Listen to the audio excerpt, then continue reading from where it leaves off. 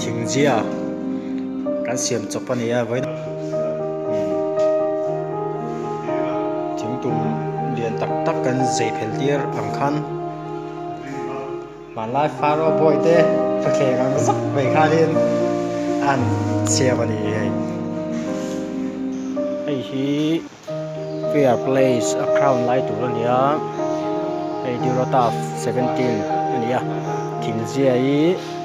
ti hian thing zelem ti thing zia angin han siam ani hemi fair place hi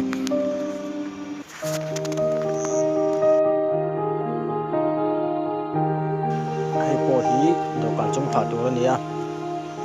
ai hi fit hi dai fit sari dela se thing tu mangin tian an lai thing tum lai ang khan tian siam ani